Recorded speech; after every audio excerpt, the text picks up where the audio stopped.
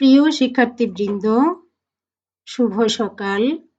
আমি লিপি দেবনাথ, সহকারী শিক্ষক, বাংলা বিভাগ, saint Nicholas school and college, নাগরিক কালীগঞ্জ, গাজীপুর এর পক্ষ থেকে আজকের এই অনলাইন বাংলা ক্লাসে তোমাদের সকলকে শুভেচ্ছা জানাচ্ছি। আমাদের আজকের পাঠ হচ্ছে একাদশ শ্রেণীর বাংলা প্রথম পত্র। আজকের ক্লাসে আমরা শিখব শরৎচন্দ্র চট্টোপাধ্যায় বিরচিত ছোট গল্প বিলাসী এর তৃতীয় পর্ব। শিখন ফল। এই পাঠ শেষে শিক্ষার্থীরা আজকের নির্বাচিত অংশের মূল ভাব ব্যাখ্যা করতে পারবে। তো দেখো আজকের পাঠ। খুড়া বলিলেন, তবে রে, ইত্যাদি ইত্যাদি ইত্যাদি, এবং সঙ্গে সঙ্গেই ১০-১২ জন বীর দর্পে হুঙ্কার দিয়া তাহার ঘাড়ে পড়িল। কেহ ধরিল চুলের মুঠি, কেহ ধরিল কান, কেহ ধরিল হাত দুটো, এবং যাহাদের সে সুযোগ ঘটিল না তাহারাও নিচেষ্ট হইয়া রহিল না। কারণ সংগ্রামস্থলে আমরা কাপুরুষের ন্যায় চুপ করিয়া থাকিতে পারি। আমাদের বিরুদ্ধে এত বড় দুর্নাম রটনা করিতে বোধ করি নারায়ণের কর্তৃপক্ষেরও চক্ষু লজ্জা হইবে। এখানে নারায়ণের কর্তৃপক্ষেরও চক্ষু লজ্জা হইবে, এটা দ্বারা বোঝানো হয়েছে যে কুরুক্ষেত্রের যুদ্ধে একদিকে সর্বভারতীয় রাজারা এক পক্ষ নিয়ে যুদ্ধ করেছিলেন, শ্রীকৃষ্ণ ছিলেন নিরস্ত্র রথ সারথি। সেখানে নারায়ণের নিরপেক্ষ আচরণ ছিল কাপুরুষসুলভ। সেই নারায়ণের পথাবলম্বীরাও এইরূপ আচরণকে ভীরুতা বলতে লজ্জিত হবে। বাক্যাংশটিতে প্রকৃতপক্ষে ব্যঙ্গ করে বলা হয়েছে যে ওদের আচরণ এতই বর্বর ছিল যে তা কাপুরুষতার চেয়েও লজ্জাজনক ছিল। এখানে একটা অবান্তর কথা বলিয়া রাখি। শুনিয়াছি নাকি বিলাত প্রভৃতি ম্লেচ্ছ দেশে পুরুষদের মধ্যে একটা কুসংস্কার আছে, স্ত্রীলোক দুর্বল এবং নিরুপায় বলিয়া তাহার গায়ে হাত তুলিতে নাই। এ আবার একটা কথা কি কথা! সনাতন হিন্দু এ কুসংস্কার মানে না। আমরা বলি, যাহারই গায়ে জোর নাই তাহারই গায়ে হাত তুলিতে পারা যায়, সে নরনারী যাই হোক না কেন। এখানে ম্লেচ্ছ দেশ ইংল্যান্ড সহ ইউরোপের দেশসমূহে, যেখানে হিন্দু সমাজের আচার ধর্মের কোনো বালাই নাই। সনাতন হিন্দু এ সংস্কার মানে না। এখানে হিন্দু ধর্মের সংস্কারাচ্ছন্নতাকে তীব্রভাবে ব্যঙ্গ করা হয়েছে। মেয়েটি প্রথমেই সেই যে একবার আর্তনাদ করিয়া উঠিয়াছিল, তারপর একেবারে চুপ করিয়া গেল। কিন্তু আমরা যখন তাহাকে গ্রামের বাহিরে রাখিয়া আসিবার জন্য হিচড়াইয়া লইয়া চলিলাম, তখন মিনতি করিয়া বলিতে লাগিল, বাবুরা, আমাকে একটিবার ছেড়ে দাও, আমি রুটিগুলি ঘরে দিয়ে আসি। বাইরে শেয়াল কুকুরে খেয়ে যাবে, রোগা মানুষ সমস্ত রাত খেতে পাবে না। মৃত্যুঞ্জয় রুদ্ধ ঘরের মধ্যে পাগলের মতো মাথা কুটিতে লাগিল, দ্বারে পদাঘাত করিতে লাগিল এবং শ্রাব্য অশ্রাব্য বহুবিধ ভাষা প্রয়োগ করিতে লাগিল। কিন্তু আমরা তাহাতে তিলার্ধ বিচলিত হইলাম না। স্বদেশের মঙ্গলের জন্য সমস্ত অকাতরে সহ্য করিয়া টানিয়া লইয়া চলিলাম। এখানে শ্রাব্য অশ্রাব্য মানে শোনার যোগ্য ও অযোগ্য, শ্লীল অশ্লীল অর্থে ব্যবহৃত। চলিলাম বলিতেছি কেননা আমিও বরাবর সঙ্গে ছিলাম, কিন্তু কোথায় আমার মধ্যে একটুখানি দুর্বলতা ছিল, আমি তার গায়ে হাত দিতে পারি নাই, বরঞ্চ কেমন যেন কান্না পাইতে লাগিল। সে যে অত্যন্ত অন্যায় করিয়াছে এবং তাহাকে গ্রামের বাহির করাই উচিত বটে, কিন্তু এটাই যে আমরা ভালো কাজ করিতেছি সেও কিছুতেই মনে করিতে পারিলাম না। কিন্তু আমার কথা থাক, আপনারা মনে করিবেন না পল্লীগ্রামে উদারতার একান্ত অভাব, মোটেই না। বরঞ্চ বড়লোক হইলে আমরা এমন সব ঔদার্য প্রকাশ করি যে শুনিলে আপনারা অবাক হইয়া যাইবেন। এই মৃত্যুঞ্জয়টাই যদি না তাহার হাতে ভাত খাইয়া অমার্জনীয় অপরাধ করিত, তাহা হইলে তো আমাদের এত রাগ হইত না। আর কায়তের ছেলের সঙ্গে সাপুরের মেয়ের নিকা, এ তো একটা হাসিয়া উড়াইবার কথা, কিন্তু কাল করিল যে ওই ভাত খাইয়া। হোক না সে ২.৫ মাসের রোগী, হোক না সে শয্যাশায়ী, কিন্তু তাই বলিয়া ভাত, লুচি নয়, সন্দেশ নয়, পাঁঠার মাংস নয়, ভাত খাওয়া যে অন্য পাপ, সে তো আর সত্যই পাপ মাপ করা যায় না। তা নইলে পল্লী গাঁয়ের লোক সংকীর্ণচিত্ত নয়। ৪ ক্রোশ হাঁটা বিদ্যা যেসব ছেলের পেটে, তারাই তো একদিন বড় হইয়া সমাজের মাথা হয়। দেবী বিনা পানির বরে সংকীর্ণতা তাহাদের মধ্যে আসিবে কি করিয়া? এ কথার মানে হচ্ছে যে এখানে ব্যঙ্গ করে বলা হয়েছে দেবী সরস্বতীর প্রকৃত মান্যতার অভাবে এরা সংকীর্ণতা সর্বস্ব হয়ে পড়েছে। এই তো ইহারই কিছুদিন পরে প্রাতঃস্মরণীয় স্বর্গীয় মুখোপাধ্যায় মহাশয়ের বিধবা পুত্রবধূ মনের বৈরাগ্যে বছর ২ কাশীবাস করিয়া যখন ফিরিয়া আসিলেন, তখন নিন্দুকেরা কানাকানি করিতে লাগিল যে অর্ধেক সম্পত্তি ওই বিধবার, এবং পাছে তাহা বেহাত হয় এই ভয়েই ছোটবাবু অনেক চেষ্টা অনেক পরিশ্রমের পর বৌঠানকে সেখান হইতে ফিরাইয়া আনিয়াছেন। সেটা কাশীই বটে। যাই হোক, ছোটবাবু তাহার স্বাভাবিক ঔদার্যে গ্রামের বারোয়ারি পূজা বাবদ 200 টাকা দান করিয়া 5খানা গ্রামের ব্রাহ্মণের সদ্দক্ষিণা উত্তর ফলাহারির পর প্রত্যেক সদ্ব্রাহ্মণের হাতে যখন একটি করিয়া কাঁসার গেলাস দিয়া বিদায় করিলেন, তখন ধন্য ধন্য পড়িয়া গেল। এমনকি পথে আসিতে অনেকেই দশের এবং দেশের কল্যাণের নিমিত্ত কামনা করিতে লাগিলেন। এমন সব যারা বড়লোক, তাহাদের বাড়িতে বাড়িতে মাসে মাসে এমন সদানুষ্ঠানের আয়োজন হয় না কেন? এখানে দেখো, প্রাতঃস্মরণীয় মানে হচ্ছে প্রাতকালে স্মরণ করার যোগ্য, অতি শ্রদ্ধেয়। সেটা কাশী বটে। এটা দিয়ে বোঝানো হয়েছে যে কাশী ভারতের উত্তরপ্রদেশে অবস্থিত বিখ্যাত ও সুপ্রাচীন তীর্থক্ষেত্র। সেখানে সাধু সন্ত পুণ্যার্থীদের সমাবেশ যেমন হয়, তেমনি দুশ্চরিত্র লোকজনের আকড়াও সেখানে জমে। মুখোপাধ্য মহাশয়ের বিধবা পুত্রবধূকে সেখান থেকে উদ্ধার করে আনা হয়েছিল, তা কাশী হইলেও তীর্থস্থান ছিল না, বরং পতিতালয় বা অনুরূপ কোনো স্থান ছিল। এখানে সেই ইঙ্গিতই করা হয়েছে। বারোয়ারি অনেকের সমবেত চেষ্টায় যা করা হয়, সর্বজনীন বারোয়ারি।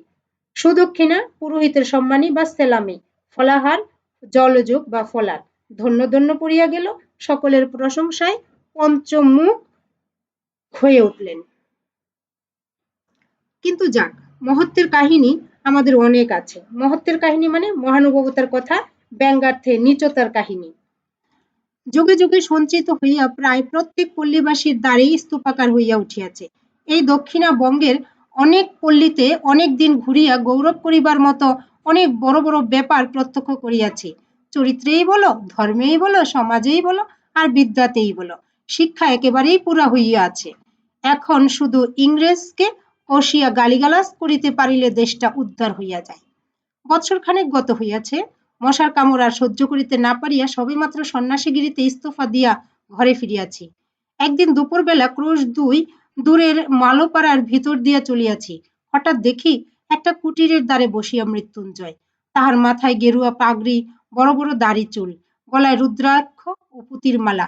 কে বলিবে এ আমাদের সেই মৃত্যুঞ্জয়? কায়স্থের ছেলে, একটা বছরের মধ্যে জাত দিয়া একেবারে পুরাণ দস্তুর সাপুড়ে হইয়া গিয়াছে। মানুষ কত শীঘ্র যে তাহার 14 পুরুষের যাত্রা বিসর্জন দিয়া আর একটা জাত হইয়া উঠিতে পারে, সে এক আশ্চর্য ব্যাপার। ব্রাহ্মণের ছেলে মেথরানী বিবাহ করিয়া মেথর হইয়া গেছে এবং তাহাদের ব্যবসা অবলম্বন করিয়াছে, এ বোধ করি আপনারা সবাই শুনিয়াছেন। আমি সদ্ব্রাহ্মণের ছেলেকে এন্ত্রাস পাশ করার পরেও ডোমের মেয়ে বিবাহ করিয়া ডোম হইতে দেখিয়াছি। এখানে এন্ত্রাস, এন্ত্রাস মানে হচ্ছে প্রবেশিকা পরীক্ষা, বর্তমান মাধ্যমিক পরীক্ষার সমতুল্য।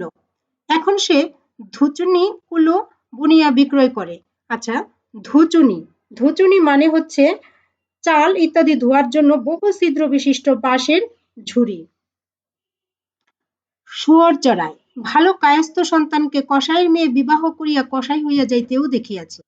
আজ সে স্বহস্তে গরু কাটিয়া বিক্রয় করে। তাহাকে দেখিয়া কাহার সাধ্য বলে কোন কালে সে কসাই ভিন্ন আর কিছু ছিল, কিন্তু সকলেরই ওই একই হেতু।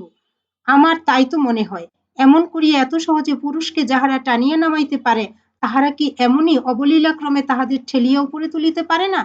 যে পল্লী গ্রামের পুরুষদের সুখ্যাতিতে আজ পঞ্চমুখ হইয়া উঠিয়াছি, গৌরবটা কি একা শুধু তাহাদেরই? পঞ্চমুখ মানে হচ্ছে 5 মুখে যে কথা বলে, মুখর।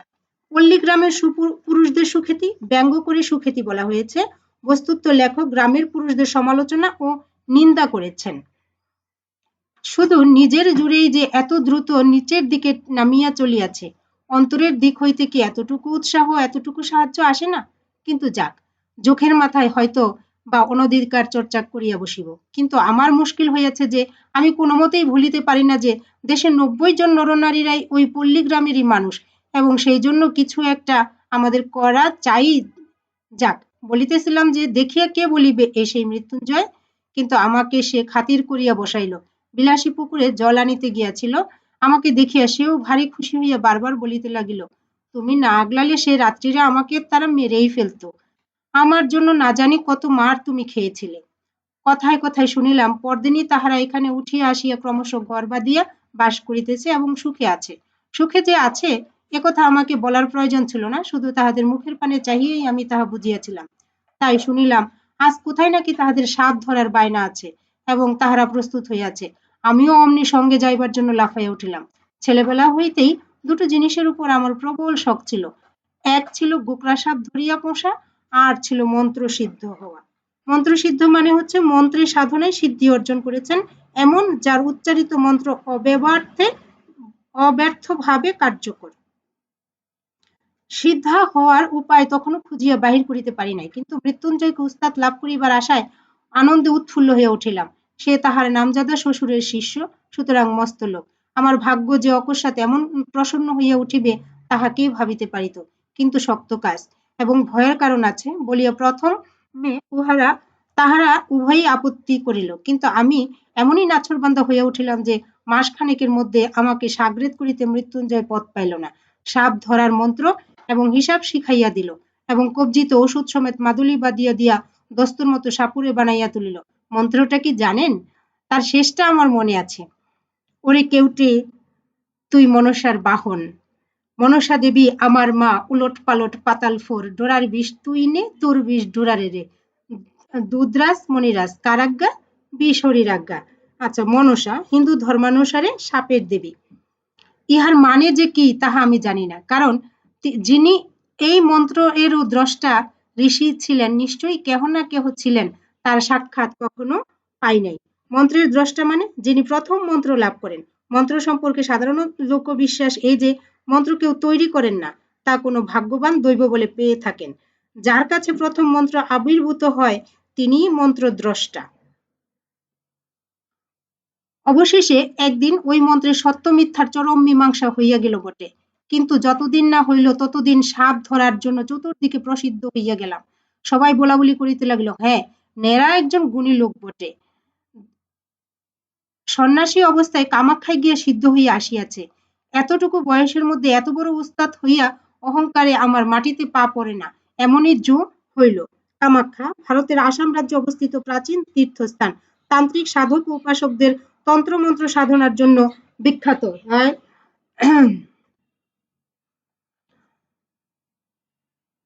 বিশ্বাস করিল না শুধু দুইজন, আমার গুরু যে, সে তো ভালো মন্দ কোনো কথাই কহিত না, কিন্তু বিলাসী মাঝে মাঝে মুখ টিপিয়া হাসিয়া বলিত, ঠাকুর, এসব ভয়ঙ্কর জানোয়ার, একটু সাবধানে নাড়াচাড়া করো। বস্তুত বিষদাঁত ভাঙা, সাপের মুখ হইতে বিষ বাহির করা প্রভৃতি কাজগুলি অমনি অবলীলার সহিত করিতে শুরু করিয়াছিলাম যে সেই সব মনে পড়িলে আমার আজও গা কাঁপে। আসল কথা হইতেছে এই যে সাপ ধরাও কঠিন নয়, এবং সাপ 2-4 দিন হাড়িতে পুড়িয়া রাখার পরে তাহার বিষদাঁত ভাঙাই হোক আর নাই হোক কিছুতেই কামড়াইতে চায় না। চক্র তুলিয়া কামড়াইবার ভান করে, ভয় দেখায়, কিন্তু কামড়ায় না। মাঝে মাঝে আমাদের গুরু শিষ্যের সহিত বিলাসী তক্র করিত। সাপুড়েদের সবচেয়ে লাভের ব্যবসা শিকড় বিক্রি করা, যা দেখাইবা মাত্র সাপ পালাইতে পথ পায় না, কিন্তু তার পূর্বে সামান্য একটু কাজ করিতে হইত। যে সাপটাকে শিকড় দেখিয়া পালাইবে তাহার মুখে একটা লোহার শিক পুড়িয়া বার কয়েক ছেঁকা দিতে হয়। তারপর তাহাকে শিকড়ি দেখানো হোক বা একটা কাঠিই দেখানো হোক, সে কোথায় পালাইবে তা ভাবিয়া পায় না। এই কাজটার বিরুদ্ধে বিলাসী ভয়ানক আপত্তি করিয়া মৃত্যুঞ্জয়কে বলিত, দেখো, অমন করে মানুষ ঠকাইও না। মৃত্যুঞ্জয় কহিত, সবাই করে, এতে দোষ কি? বিলাসী বলিত, করুক গে সবাই, আমাদের তো খাবার ভাবনা নেই, আমরা কেন মিছামিছি লোক ঠকাতে যাই? আরেকটা জিনিস আমি বারবার লক্ষ্য করিয়াছি, সাপ ধরার বায়না আসিলেই বিলাসী নানা প্রকার বাধা দিবার চেষ্টা করিত। আজ শনিবার, আজ মঙ্গলবার, এমন কত কি। মৃত্যুঞ্জয় উপস্থিত না থাকিলে সে তো একবারেই ভাগাইয়া দিত, কিন্তু উপস্থিত থাকলে মৃত্যুঞ্জয় নগদ টাকার লোভ সামলাইতে পারিত না। আর আমার তো একরকম নেশার মতোই হইয়া দাঁড়িয়েছিল, নানা প্রকারে তাহাকে উত্তেজিত করিতে চেষ্টার ত্রুটি করিতাম না। বস্তুত ইহার মধ্যে মজা ছাড়া ভয় যে কোথায় ছিল এ আমাদের মনেই স্থান পাইত না, কিন্তু এই পাপের দণ্ড আমাকে একদিন ভালো করিয়াই দিতে হইল। আচ্ছা শিক্ষার্থী বন্ধুরা, আজ তাহলে পর্যন্তই থাক। এরপর কি হলো তা না হয় পরের ক্লাসেই জানবো। সে পর্যন্ত তোমরা সকলে ভালো থাকো, নিরাপদে থাকো। তোমরা সকলে নিজ বাসায় অবস্থান করো এবং নিরাপদে থাকো। এই প্রত্যাশা নিয়ে আজকের মতো বিদায় নিচ্ছি। আবার কথা হবে, দেখা হবে। ভালো থাকো সবাই। ধন্যবাদ।